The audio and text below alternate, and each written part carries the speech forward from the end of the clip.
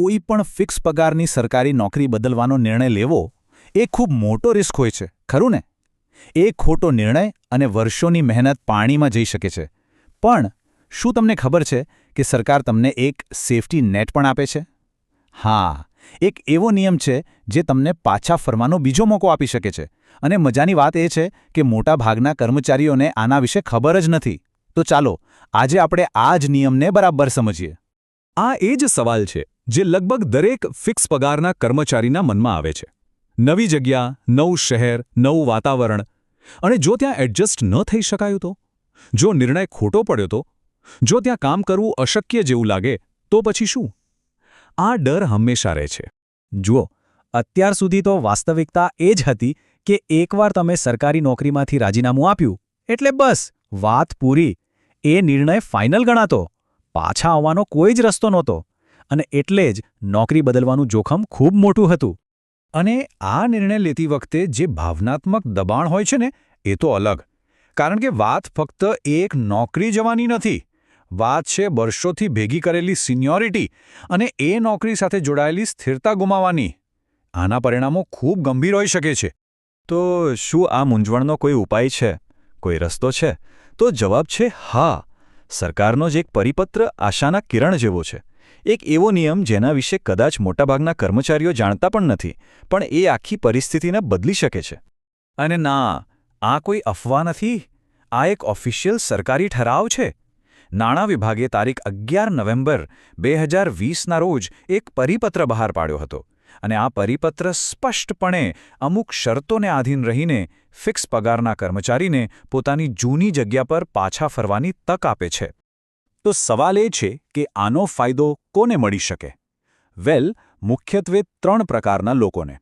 1. તમે ફિક્સ પગારના કર્મચારી હોવા જોઈએ. બીજું, તમે જે નવી નોકરીમાં ગયા છો એ તમારે જૂની નોકરીના સમાન કેડરની અથવા તો ઉપલા કેડરની હોવી જોઈએ. અને ત્રીજું, તમને નવી જગ્યા સામાજિક કે ભૌગોલિક કારણોસર, એટલે કે ફેમિલી કે પછી જગ્યાના કારણે અનુકૂળ ન આવી હોય. પણ હા, અહીંયા એક કેચ છે. આ તક એટલી સહેલાઈથી નથી મળતી. સરકારે આના માટે કેટલીક ખૂબ જ કડક શરતો મૂકી છે. આ કોઈ છટકબારી નથી, પણ એક પ્રોપર સિસ્ટમ છે જેને ફોલો કરવી જ પડે. તો ચાલો જોઈએ કે એ શરતો શું છે. આખી પ્રક્રિયાના મુખ્યત્વે 3 પગલાં છે જે તમારે ખાસ ધ્યાનમાં રાખવાના છે. પહેલું, સમયનું પાલન કરવું. બીજું, એક મોટું બલિદાન આપવું જે છે તમારી સિનિયોરિટીનું. અને ત્રીજું, અમુક નાણાકીય ખર્ચ ઉઠાવવો. ચાલો આ ત્રણેયને થોડું ડિટેલમાં સમજીએ. સૌથી પહેલી ને સૌથી કડક શરત છે સમયની. તમે જે દિવસે નવી જગ્યાએ હાજર થાઓ ત્યાંથી બરાબર 12 મહિનાની અંદર, એટલે કે 1 વર્ષ પૂરું થાય એ પહેલાં જ તમારે પાછા ફરવા માટે અરજી કરી દેવી પડશે. જો એક દિવસ પણ મોડું થયું તો આ તક હાથમાંથી જતી રહેશે. અને હવે આવે છે સૌથી મોટો ભોગ, તમારી સિનિયોરિટી.